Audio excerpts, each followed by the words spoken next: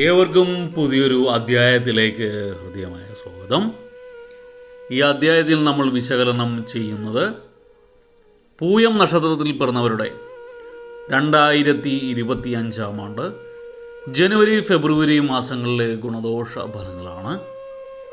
ഞാൻ ആദ്യമായി ഒന്ന് പറഞ്ഞോട്ടെ, ഇത് പൂയം നക്ഷത്രക്കാരുടെ പൊതുവായ ഫലമാണ് നമ്മളിവിടെ വിശകലനം ചെയ്യുന്നത്.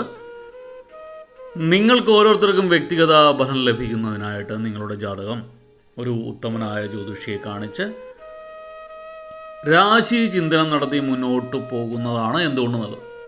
ഈ പൊതുവായ ഫലത്തിലേക്ക് വരാം.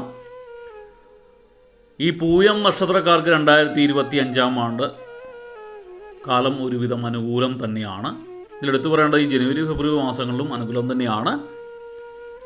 നിങ്ങൾക്ക് സന്താനങ്ങൾക്ക്, അതായത് പൂയം നക്ഷത്രത്തിൽ പിറന്നവരുടെ സന്താനങ്ങൾക്ക് കാലം അനുഗ്രഹീതമായിരിക്കും. അവർക്ക് ജോലി ലഭിക്കുക, ഉയർന്ന വിദ്യാഭ്യാസ യോഗ്യത ഉണ്ടാകുക, വിവാഹം നടക്കുക, ഈ സന്താനങ്ങളുമായിട്ടുള്ള എന്തെങ്കിലും ദുഃഖം നിങ്ങൾക്കുണ്ടായിരുന്നെങ്കിൽ അതൊക്കെ മാറി കിട്ടുന്ന സമയമാണ്. സന്താനങ്ങൾ അനുഗ്രഹീതങ്ങളായിട്ട് മാറുന്നൊരു സമയമാണ്. നിങ്ങൾക്ക് സാമ്പത്തിക കാര്യങ്ങളിലൊക്കെ ഉയർച്ച കാണുന്ന ഒരു സമയമാണ്. നിങ്ങൾക്ക് കടങ്ങളിൽ നിന്നൊക്കെ മോചനം ലഭിക്കുന്ന, ദീർഘനാളായിട്ട് കടബാധ്യതയിലൊക്കെ നട്ടം തിരിഞ്ഞ പൂയം നക്ഷത്രക്കാർക്ക് അതിൽ നിന്നൊക്കെ മോചനം ലഭിക്കുന്ന ഒരു സമയമാണ് ജനുവരി ഫെബ്രുവരി മാസം. നിങ്ങൾക്ക് ശത്രുദോഷവും കുറയുന്നൊരു സമയമാണ്. ദീർഘനാളായിട്ട് നമ്മളെക്കുറിച്ച് കിംവദന്തി പറഞ്ഞിരുന്നവരൊക്കെ നമ്മുടെ ഉയർച്ച കണ്ട് അസൂയപ്പെടുന്ന രീതിയിലേക്ക് കാര്യങ്ങൾ മാറും. അതോടൊപ്പം തന്നെ ശത്രുക്കൾ ഉണ്ടായിരുന്ന ആൾക്കാർ അതിൽ നിന്നൊക്കെ മാറിയിട്ട് ശത്രുദോഷം അവർ വേറെ രീതിയിൽ ഡൈവേർട്ട് ചെയ്തു പോകും. നിങ്ങൾക്ക് ശത്രുദോഷം പൊതുവെ അവരുടെ ഉപദ്രവമൊക്കെ കുറയുന്ന സമയമാണ്. വ്യവഹാരങ്ങളിലൊക്കെ വിജയമുണ്ടാകുന്ന സമയം, കോടതി വ്യവഹാരമായിട്ട് മറ്റ് വസ്തു സംബന്ധമായിട്ടുള്ള തർക്കങ്ങളിലായിക്കോട്ടെ, നിങ്ങൾക്ക് വിജയമുണ്ടാകുന്നൊരു സമയമാണ്. നിങ്ങൾക്ക് ഒരേ സമയം പല കാര്യങ്ങളിലും ശ്രദ്ധ ചെലുത്തേണ്ടതായിട്ട് വരും. അതായത് ഒരേ സമയം ഒന്നിലധികം കാര്യങ്ങൾ ശ്രദ്ധിക്കേണ്ടതായിട്ട് അല്ലെങ്കിൽ ചെയ്തു തീർക്കേണ്ടതായിട്ട് വരുന്നൊരു സമയമാണ്. അപ്പോൾ ജോലിഭാരം അല്ലെങ്കിൽ മാനസികമായിട്ടുള്ള കാര്യങ്ങളിലൊക്കെ ചെറിയ ബുദ്ധിമുട്ടുകളുണ്ടാവും, ജോലിഭാരം കൂടും. നിങ്ങളുടെ സന്തോഷകരമായ ദാമ്പത്യ ജീവിതം, അതായത് കുടുംബജീവിതം സന്തോഷകരമാക്കാൻ വേണ്ടി വിട്ടുവീഴ്ചകൾ ചെയ്യേണ്ട ഒരു സമയമാണ്. നിങ്ങൾ തൊഴിൽ രംഗത്ത് കൂടുതൽ ആത്മാർത്ഥത കാണിക്കുന്നൊരു സമയമാണ്. അതിൻ്റെ ഫലം തീർച്ചയായിട്ടും പണമായിട്ട് നിങ്ങൾക്ക് ലഭിക്കുക തന്നെ ചെയ്യും. ആരോഗ്യ സംബന്ധമായിട്ട് അനുഭവപ്പെട്ടിരിക്കുന്ന അസ്വസ്ഥതകളൊക്കെ മാറിക്കിട്ടുന്ന ഒരു സമയമാണ് ജനുവരി ഫെബ്രുവരി മാസം. പുതിയ സംരംഭങ്ങൾ തുടങ്ങാൻ ആഗ്രഹിക്കുന്നവർ, പുതിയ പ്രവർത്തനം ബിസിനസ്സൊക്കെ തുടങ്ങാൻ ആഗ്രഹിക്കുന്നവർ വർഷം മധ്യ വരെ ഒരു 6 മാസം വരെ കാത്തിരിക്കുന്നത് നന്നായിരിക്കും. ഏപ്രിൽ 4, മെയ്, ജൂൺ, ജൂലൈ ഒക്കെ ആവുന്നവരെ ഒന്ന് കാത്തിരിക്കുന്നത് നല്ലതായിരിക്കും.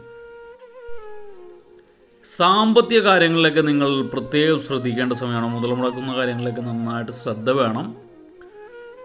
ഇതിൽ ദമ്പതികൾക്ക് ഒരു അനുഗ്രഹം ഉണ്ടാകുന്ന സമയമാണ്. ഇതിൽ ദാമ്പത്യ ജീവിതത്തിൽ കുട്ടികളില്ലാതെ ഇരിക്കുന്നവർ, സന്താനഭാഗ്യമില്ലാതെ ഇരുന്നവർക്ക് സന്താനഭാഗ്യം കാണുന്നൊരു സമയമാണ് ഈ ജനുവരി ഫെബ്രുവരി മാസം. അപ്പോൾ അതിന് വേണ്ട കാര്യങ്ങൾ ഡോക്ടറെ സമീപിക്കുക, പുതിയ പുതിയ ഔഷധങ്ങളൊക്കെ സേവ തുടങ്ങുക ഒക്കെ ചെയ്യുന്നത് നല്ലതായിരിക്കും. അതോടൊപ്പം തന്നെ വഴിപാടുമായിട്ട് ബന്ധപ്പെട്ട കാര്യങ്ങൾ ഞാൻ വീഡിയോയുടെ അവസാനം പറയുന്നതാണ്.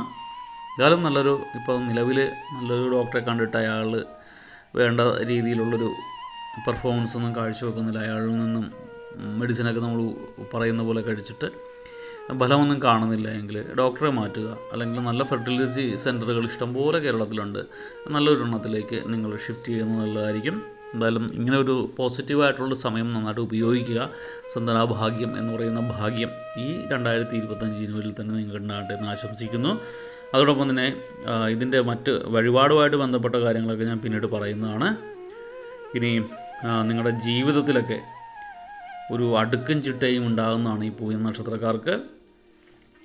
ആത്മാർത്ഥ സുഹൃത്തുക്കളെന്ന് കരുതിയവരിൽ പലരും അവസരം നോക്കിയിരുന്ന് എതിർക്കുന്നതായിട്ട് കാണാം. നിങ്ങളുടെ ആത്മാർത്ഥ സുഹൃത്താണെന്ന് നിങ്ങൾ വിചാരിച്ചത് പലരും നിങ്ങളുടെ പരാജയം കാണാനായിട്ട്, നിങ്ങൾ മുച്ചോട് മുടിയുന്നത് കാണാനായിട്ട് കാണുന്ന നിങ്ങളുടെ ശത്രുക്കളാണെന്ന കാര്യം നിങ്ങൾ മനസ്സിലാക്കുന്നൊരു സമയമാണ്.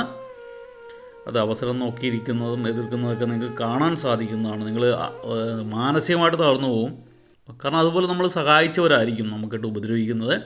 പക്ഷെ അതൊന്നും എന്താ പറയുക, ശ്രദ്ധയിൽപ്പെടുത്തേണ്ട. നമുക്ക് ഭഗവാൻ നല്ലവരെയും ചീത്തവരെയും വേർതിരിച്ച് കാണിക്കുന്നതാണ്. ആരെയും കണ്ണടച്ച് വിശ്വസിക്കരുത്.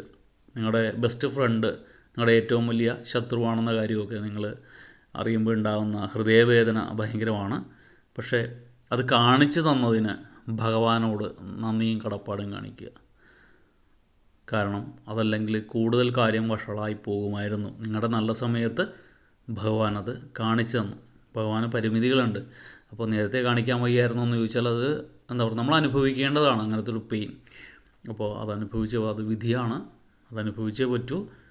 അപ്പോൾ അതിലൊന്നും മറ്റ് രീതിയിലൊന്നും പോകാതെ കിട്ടിയത് കണ്ണെ കൊള്ളേണ്ടത് പ്രിയത്തെ കണ്ടുപോയി എന്ന് സമാധാനിക്കുക. അതിനുള്ള പരിഹാര മാർഗങ്ങളൊക്കെ ഞാൻ അവസാനം പറയുന്നതാണ്.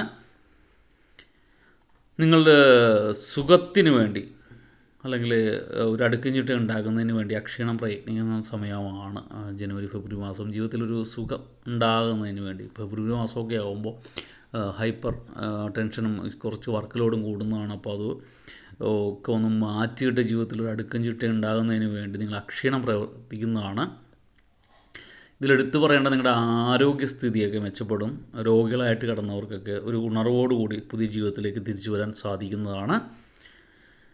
നിങ്ങൾക്ക് തൊഴിൽ രംഗത്തെ പുരോഗതിയുടെ കാലം തന്നെയാണ്. തൊഴിലുമായിട്ട് ബന്ധപ്പെട്ട് ഏത് മേഖലയിൽ ജോലി ചെയ്യുന്നവർക്കാർക്കാണെങ്കിലും പ്രമോഷൻ കിട്ടുക, പുതിയ പുതിയ കാര്യങ്ങൾ പഠിച്ചെടുക്കുക, സാമ്പത്തികമായിട്ടും ജോലി സംബന്ധമായിട്ടും ഉയർച്ച ഉണ്ടാകുക ഒക്കെ ചെയ്യുന്ന സമയമാണ്.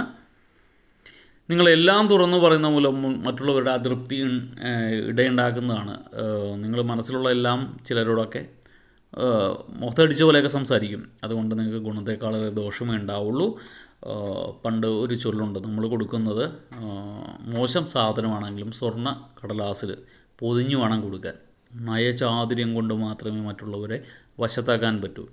നിങ്ങൾ തുറന്ന് എടുത്തടിച്ച് സംസാരിക്കുമ്പോൾ നിങ്ങൾക്ക് സഹായമാകേണ്ട ഒരാൾ നിങ്ങളുടെ ശത്രുവായിട്ട് മാറുകയാണ്. സത്യമാണ് നിങ്ങൾ പറയുന്നത്, ശരി തന്നെ, പക്ഷേ പറയേണ്ട രീതി ഒന്ന് മാറ്റി പറയുക. അപ്പോൾ കാര്യങ്ങളൊക്കെ ഒരുവിധം മനസ്സിലായെന്ന് വിചാരിക്കുന്നു. ഈ കാര്യത്തിലേക്ക് വരാം.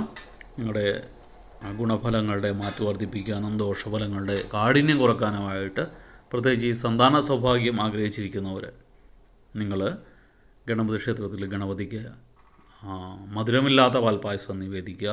എല്ലാ വെള്ളിയാഴ്ചകളിലും ഒരു 21 ആഴ്ചകളിൽ നിവേദിക്കുക. കറുക ഹോമം നടത്തുക. കറുകപ്പുല്ല്, പറമ്പിൽ കാണുന്ന കറുകപ്പുല്ല് ചുമ്മാ പറിച്ചിട്ട് കഴുകി തലേദിവസം വെക്കുക. രാവിലെ കുളിച്ച് ശുദ്ധമായിട്ട് വെള്ളിയാഴ്ചകളിൽ ഭഗവാൻ നടുക്കൽ കൊടുക്കുക ഒക്കെ ചെയ്യുന്നത് ഗുണകരമാണ്. അതോടൊപ്പം തന്നെ ശ്രീകൃഷ്ണന് അല്ലെങ്കിൽ വിഷ്ണു ക്ഷേത്രത്തിൽ തിടപ്പള്ളിയിൽ പത്മമിട്ട് പാൽപ്പായസം ഒരെണ്ണം കഴിക്കുക. ഗണപതി ഹോമം കഴിക്കാതിരിക്കരുത്. ഫസ്റ്റ് ഇതൊക്കെ ചെയ്തിട്ട് വേണം ഈ പറഞ്ഞ പത്മമിട്ട് പാൽപ്പായസത്തിലേക്കൊക്കെ പോകുന്നത്. ഇത്രയൊക്കെ ചെയ്ത് കഴിയുമ്പോൾ നല്ലൊരു ഡോക്ടറെ കണ്ട് മെഡിസിനും സ്റ്റാർട്ട് ചെയ്യുക. അപ്പോൾ ബാക്കിയുള്ള കാര്യങ്ങളൊക്കെ ഭഗവാൻ നോക്കിക്കോളും. അതോടൊപ്പം തന്നെ വിദ്യാർത്ഥികൾക്ക് വിദ്യാഗുണം കിട്ടേണ്ട സമയമാണ്.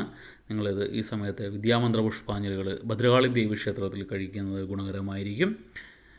അതുപോലെ തന്നെ ആരോഗ്യസ്ഥിതി മെച്ചപ്പെട്ടു വരേണ്ടവർ ധന്വന്തരി ക്ഷേത്രങ്ങളിൽ വ്യാഴാഴ്ചകളിൽ ധന്വന്തരി ക്ഷേത്രങ്ങളിൽ മൃത്യുഞ്ജയ പുഷ്പാഞ്ജലി കഴിക്കുക. അതോടൊപ്പം തന്നെ പാനകം വഴിപാടായിട്ട് കഴിക്കുക ഒക്കെ ചെയ്യുന്നത്, സേവിക്കുകയൊക്കെ ചെയ്യുന്നത് ഗുണകരമാണ്. പൊതുവെ ഈ പൂയ നക്ഷത്രക്കാർക്ക് ഗുണകരമായ സമയമാണെങ്കിലും നിങ്ങൾ എല്ലാ ബുധനാഴ്ചകളിലോ വ്യാഴാഴ്ചകളിലോ ഒക്കെ ശ്രീകൃഷ്ണ സ്വാമി ക്ഷേത്രം ദർശിക്കുന്നത് ഗുണകരമായിരിക്കും. ഭഗവാന് തുളസിമാല സമർപ്പിക്കുക. കുന്നിക്കുരുവോ മഞ്ചാടിക്കുരുവോ സമർപ്പിക്കുക. കുന്നിക്കുരുവോ വാരുക ഒക്കെ ചെയ്യും. കുഞ്ഞുങ്ങളെ കൊണ്ടൊക്കെ വാരിക്കുന്നതൊക്കെ ഗുണകരമാണ്. അതോടൊപ്പം തന്നെ തൃക്കൈവെണ്ണ കൊടുക്കുക തുടങ്ങിയ വഴിപാടൊക്കെ ചെയ്യുക. ഇതൊന്നും ചെയ്തില്ലെങ്കിലും ഇതൊന്നും ചെയ്യേണ്ടതില്ല. നിങ്ങൾ എല്ലാ ദിവസവും ഭഗവാന്റെ മുന്നിൽ പോയി മനസ്സുരുകി പ്രാർത്ഥിക്കുക. ഒരിക്കലും കരഞ്ഞ് നമ്മുടെ സങ്കടങ്ങൾ പറഞ്ഞ് അങ്ങനെയല്ല, ഭഗവാനെ കാണാൻ വേണ്ടി ചെല്ലുക. കുചേലൻ അങ്ങോട്ട് ചെന്നപ്പോഴാണ് ഭഗവാൻ കുചേലനെ സഹായിച്ചത്. അല്ലാതെ ഭഗവാൻ തിരക്ക് വന്നിട്ട് കുചേലനെ സഹായിച്ച ഒരു സമയമില്ല. സമയമാകുമ്പോൾ നിങ്ങൾ ഭഗവാനെ തിരക്കി ചെല്ലുക. അത് ഇപ്പോഴാണെന്ന് കരുതുക. ചെന്ന് കഴിഞ്ഞാൽ ഭഗവാനെ കണ്ടത് തന്നെ പുണ്യമായിട്ട് മനസ്സിൽ കരുതുക. സാഷ്ടാംഗം പ്രണയിക്കുക, പോരുക. ബാക്കിയൊക്കെ ഭഗവാൻ നോക്കിക്കോളും. അപ്പോൾ വീഡിയോ ഇഷ്ടപ്പെട്ടു എന്ന് വിചാരിക്കുന്നു. തുടർന്നുള്ള മാസങ്ങളിലെ വീഡിയോ കൃത്യമായി ലഭിക്കുന്നതിനായിട്ട് ചാനൽ സബ്സ്ക്രൈബ് ചെയ്തിട്ടില്ല എങ്കിൽ സബ്സ്ക്രൈബ് ചെയ്യുക. വീഡിയോ ഇഷ്ടപ്പെട്ടാൽ ലൈക്ക് ചെയ്യുക. ഏവർക്കും നല്ലൊരു വർഷം ആശംസിച്ചുകൊണ്ട് നടത്തുന്നു. നന്ദി, നമസ്കാരം.